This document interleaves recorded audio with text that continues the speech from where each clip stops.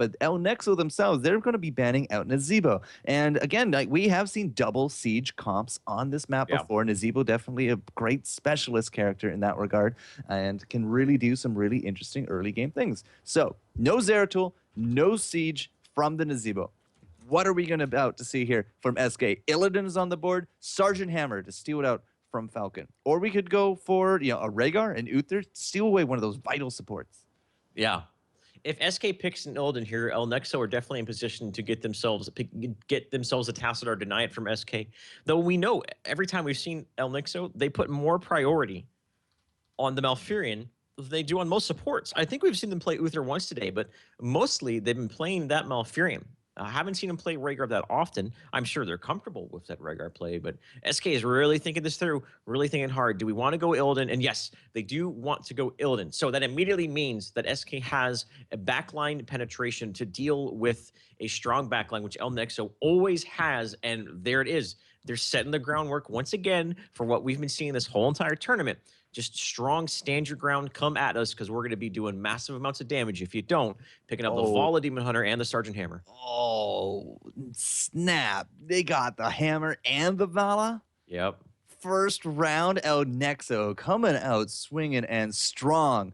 Now, that's a great backline for them. This is where SK has to capitalize on a Rhaegar Tassadar or a Rhaegar Uther right here. Big time. Actually, you know what? Screw the Uther. Rhaegar Tassadar. They need that. If they want to make that Holy Trinity with the Illidan, if they want to have any hope of making this Illidan comp work, I think it's going to have to be those two. Okay, they're going with the Stitches, so no, that leads me to believe that they're not going to do that. Maybe they're going to go, they're really going all in on this, get into the back line, penetrate the force wall, and get into the back line of El Nexo, which is just, again, the groundwork of their strategy is that exact same thing. SK is trying to deal with it. In the first game, they weren't able to do so. They had the Stitches Tyrande and a Jaina, and even with those three heroes who have so much burst potential between the three of them, they weren't able to get many kills on the Sergeant Hammer. They weren't able to get many good ganks in their early game, mostly due to the fact that their lanes were a little bit stale. But nonetheless, they could pick a Tassadar here. They could pick a Rhaegar here, but I feel like they're going to go with a Tyrande. With that Stitches pickup leads me to believe that they're going to pick up a Tyrande here. Tyrande has really lent itself to being the anti-hammer because you cannot synergize with it if you're on the other team, obviously. I said,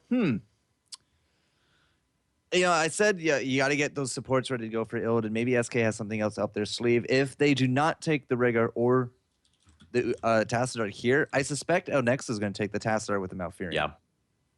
Okay, so there's the Rhaegar.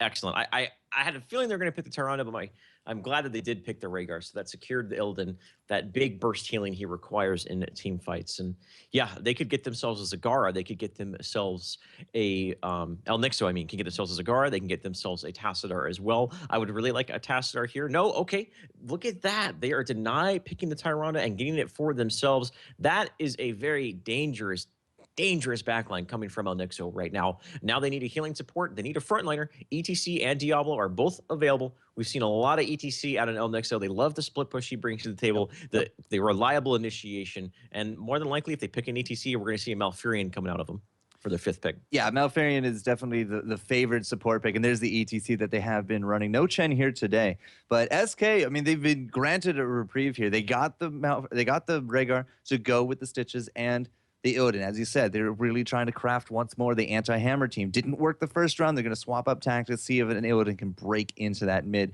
We could go right here, the rest of the support. So you can go double tank. We don't have a range damage on the board. Jaina is obviously another big possibility. SK showing that they're very comfortable.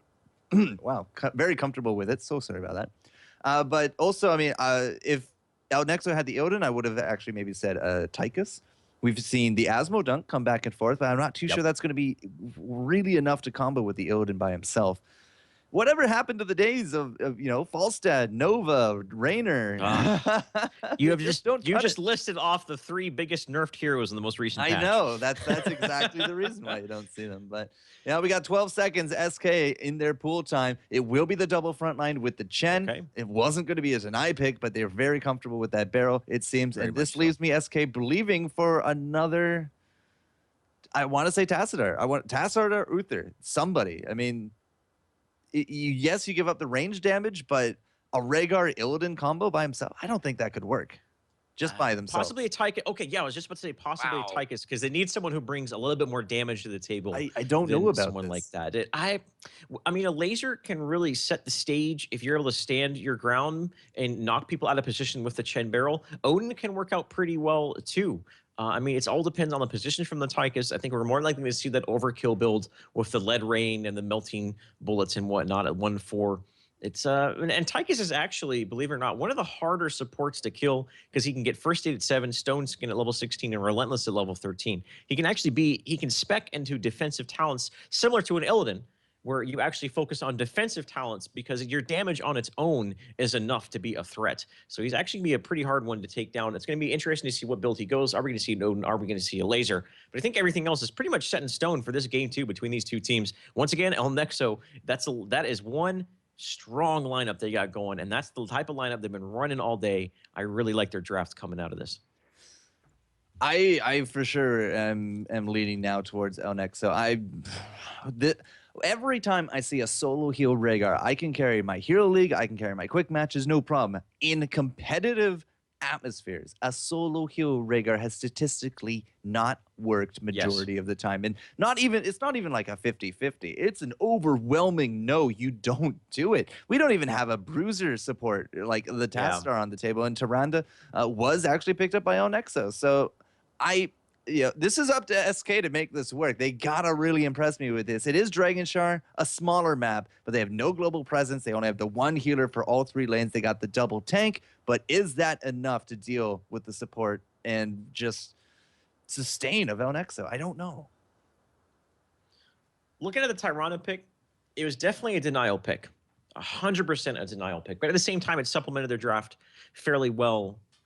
I felt like actually a Zagara in that situation would be a little bit more effective than a Tyrande. But the fact that SK with the Tyrande and Stitches is such a big threat, they were willing to forego the strengths they would have gotten with the Zagara and just deal with the risk versus reward of picking the Tyrande for themselves.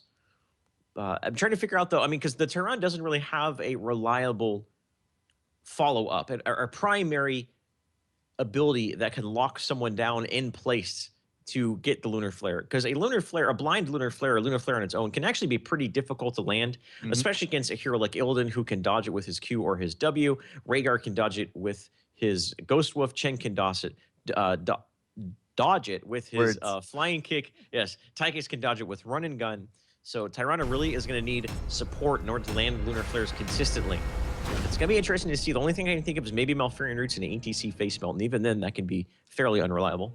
Well, we're about to find out game number 2 of our finals, ladies and gentlemen. Again, it's all on SK to make this comp work. They're going to be light on healing, which means they need to be heavy on damage. If they can get that hook combo out and kill off a Tyrande, if they can kill off a Vala, a Malfurion, they are going to have a very strong position. But if they get kited out, if the heroics don't land, El Nexo could possibly sweep this 2-0. With the way they've been playing, I won't be surprised if that does happen. However, SK is a resilient team, and they definitely have the fortitude to take this game all the way to game 3. Ladies and gentlemen, on the left side of your map, the boys in blue is going to be Aragi playing the Chen. It's going to be Snitch on that Illidan, Zarmona on the Stitches, Rave TGN playing the Rhaegar, and Bakery. He's making some muffins. He is making some pastries on the Tychus. Let the battle begin. On the flip side, though, he's going to be flying solo. It will be a Falcon into the top lane once more with that Sergeant Hammer. We've seen El Nexo do this before. And whoa, hook there on top of the Lucifron. Will Black Scorp, Vortex, and Grand be able to weather that damage? And looks like they will. A 5-man collapse from SK for that early hook. And it looks like they're poised to do a little bit of a ping pong with the 4-0. But perhaps into the top. No, they're going to put all 5 mid. All right. Desperate hook style indeed.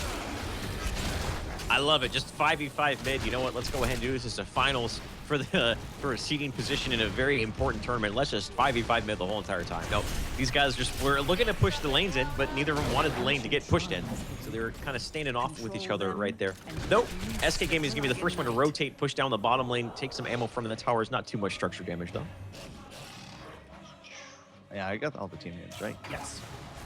Nailed it. So Araragi is very comfortable on Chen. We've seen this before in the SK gaming circles. He has really shown his tenacity in some of those solo lanes, but he is up against the Sergeant Hammer. And right now, Falcon is more than content just to blast on him from afar with that siege mode. Araragi already losing a big chunk of his hit points this early on. It's not boding well for the Panda. He also had to go through 2 sets of mines just to get into that top lane. But a little bit of a collapse now on top of the bottom, as it is Mr. Shane, but we do got a Tychus, and the Tychus is very good at capitalizing on people that like to jump his teammates.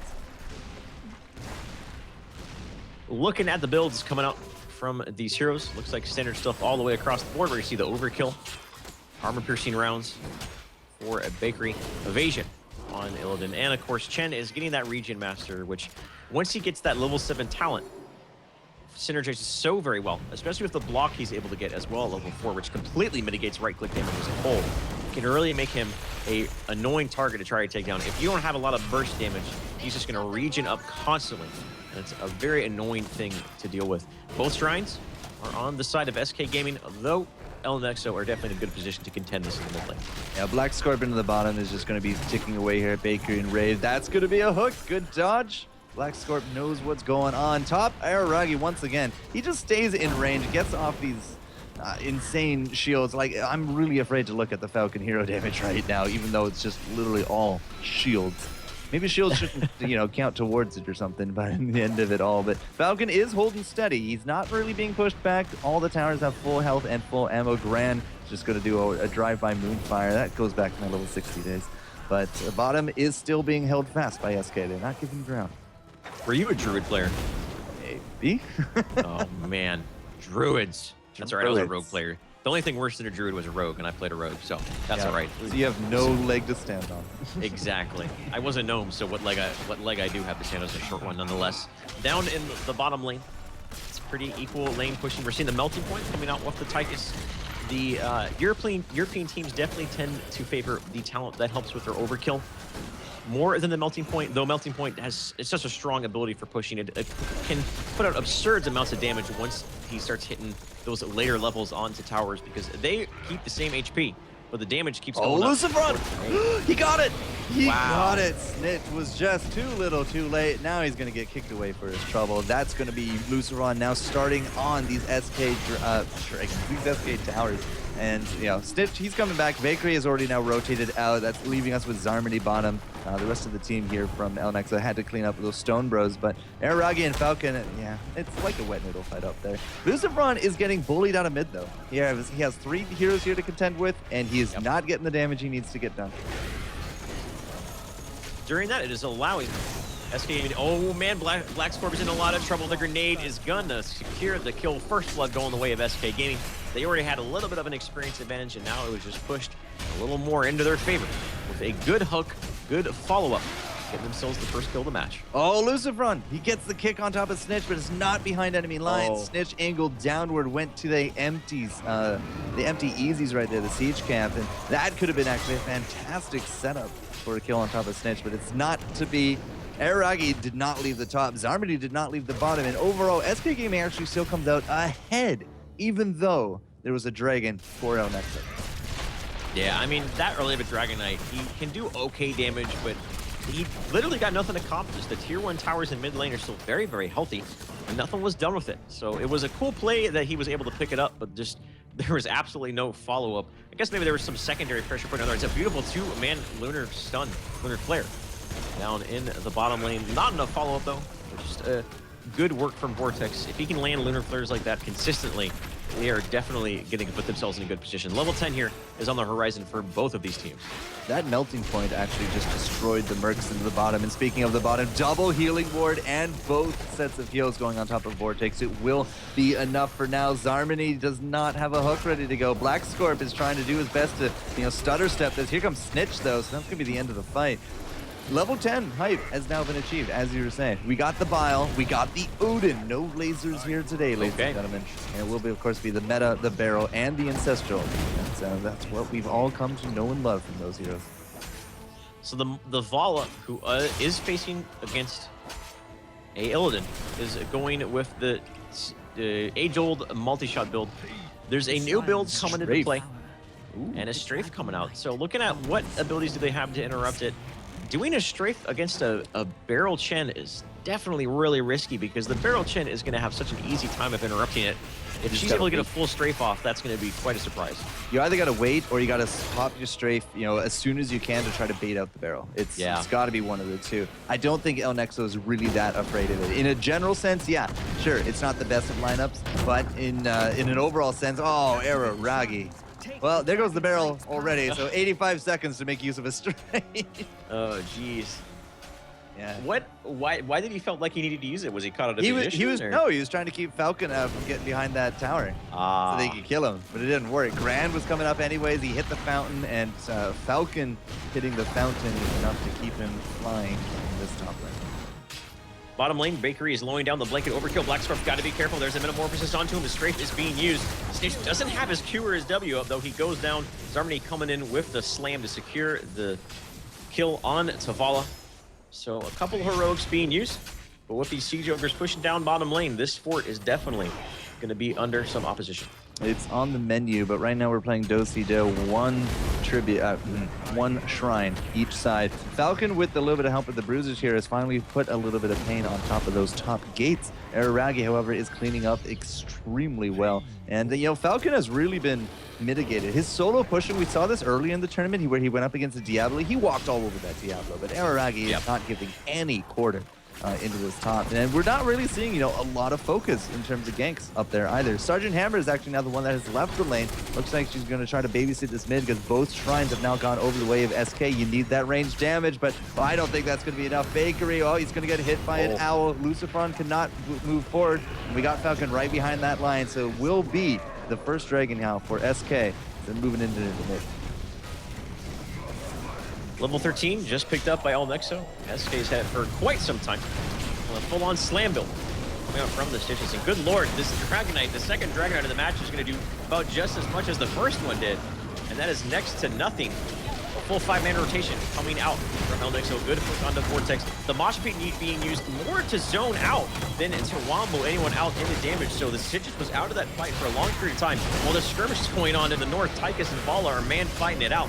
There is the Metamorphosis onto Vortex with Bakery right there and Overkill on top of it. She is going to be dead to right stab.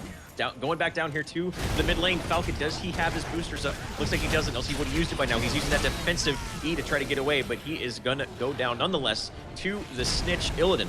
And a 2-for-1 exchange going the way of SK Gaming, and they are looking great in prime position to take this mid fort down. And once again, I keep talking about Araragi and his solo capabilities, especially on a Chin. He just gets in there, starts drinking away his problems, and that means that so much less ammo is going to be in these turrets. It doesn't actually matter for that engage. It was a pure collapse on top of that Malfurion, and death. It is 5 kills to 0. As SK Gaming, I might have been skeptical in that draft, but they are making this work. They have the damage, they have the positioning, and so far El Nexo looks like they're floundering a little, but that's just because it's not late game.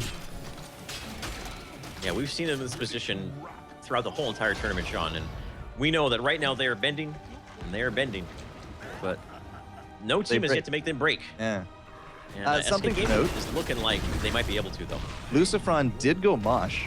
If he doesn't get a Panda in that Mosh, he's never going to get a Mosh off. That's a good point. I saw that in the last fight. I wasn't too sure if my Aries were deceiving me, but Bakery, he's going to get deceived into thinking he was safe from his bottom lane. Gets body blocked out of it. Rave, that's going to be a hook on top of Black Score, but we don't have a Gorge. So he's just going to be able to vault away back out of that one. Lucifron now doing his best arrow-racking impression and soaking up all the ammo. But it's a big siege comp now coming in here from El Nexo, but they got to be very careful because 16 has now been achieved for SK. 2 blood for bloods. Very big counts. Oh my lord, Zarmany, what a beautiful hook on a Vortex, and that is a dead Tyrana right there. Well played by them to get that, and great timing because they had level 16, a big advantage with that, and now the Dragon Shrines are just spawning right here at the 10-minute mark, and this is a great opportunity for them to get themselves some map pressure. Going to drop this bottom fort and potentially get another Dragonite. Yeah, Araragi, as I said, he comes in, he tanks up everything, and fort has just gone boom. That's going to be level 17 hype for them. We have no shrine pressure coming out yet from SK Gaming. They took the bottom, but they're not going to look to complete the circle. They are just going to try to push their advantage while they can. They have that man advantage. Very, very clear. They got the double easies now pushing up as well. And just like that, one gate down and they're a quarter level closer to 20. Stitches has been landing hooks without the help of a fish hook. He feels like he doesn't need it even now at level 16, going with the pulverize. So going full damage. And looking at the numbers, he is the #1 damage on his team by a considerable margin. More than 10,000 over the second place damage on his team of the Illidan.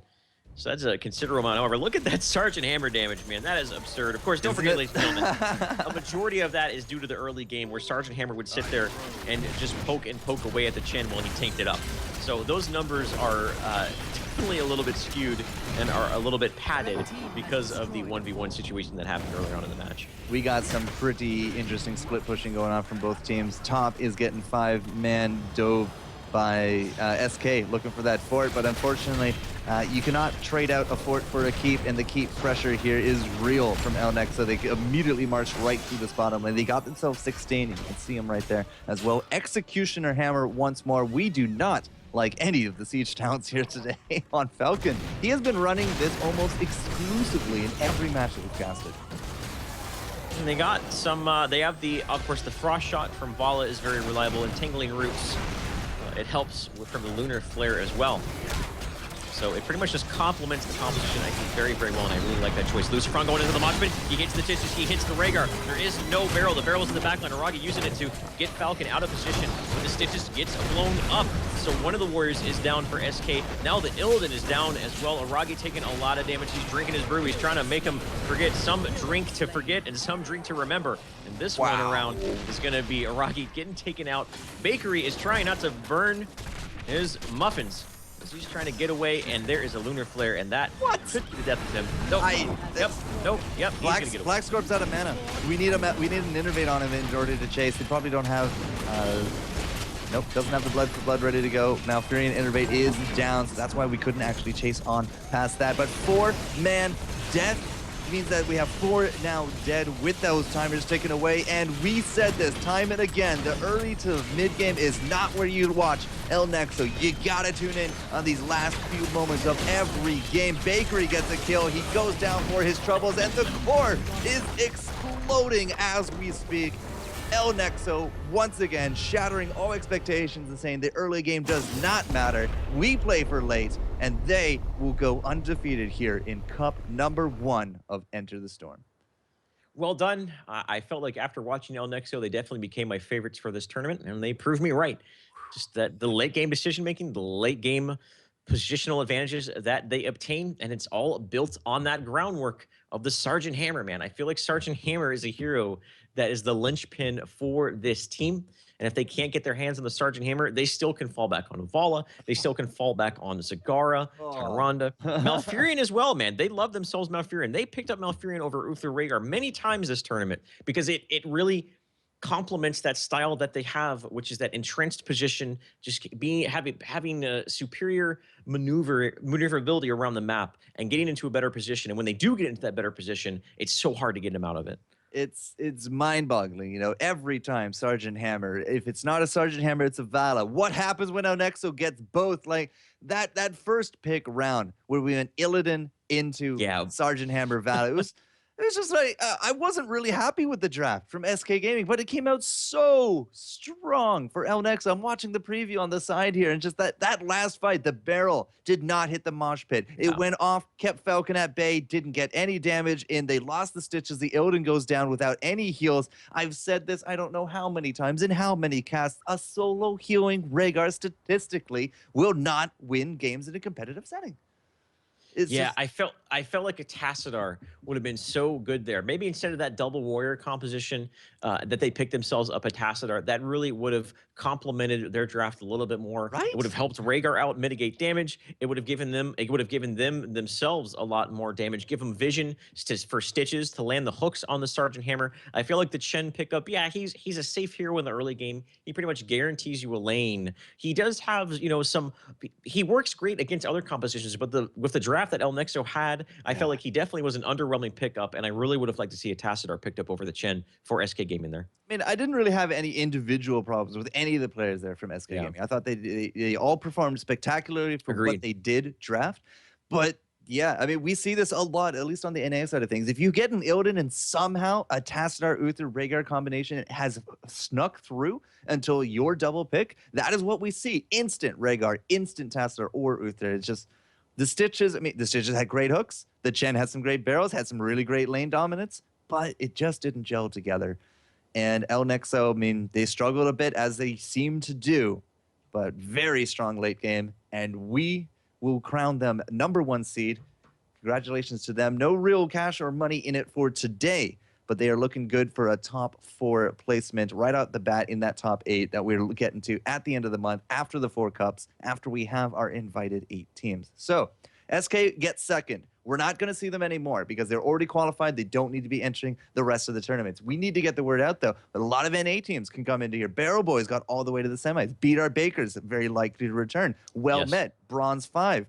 Team Acer, Fnatic, there's a lot of big names left in this pool to create that top 8. I'm very excited to see what we get to next week. I'm very thankful we're done today and we can bring the stream to a close. But Mr. Shane Gucher, has been an absolute pleasure casting the Alienware Enter the Storm Cup qualifier #1.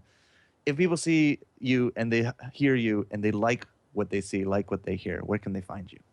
Well, if you like what I see, I can give you my phone number. But if you like what you hear, then I'll give you my Twitter handle instead. It's just at Shane Gucher, and check me out on Twitch as well, guys. It's Shane Gucher Gaming on Twitch. So just twitch.tv/Shane Gucher Gaming. I've been streaming a lot more actually than I have been. My new schedule is much more open, and I can't wait to play some Heroes and hopefully hang out with you guys. I love that finally, I got to be in the European scene. I've always been a big admirer of what the European teams have been doing with the Heroes of the Storm. It's so well saturated with talented teams, and I can't wait to do this again next weekend with you, Sean. Yeah, absolutely. It will be next Saturday, next Sunday, same times, I believe. Although, keep an eye out on Heroes.gosu.cup.com for any kind of changes. You can go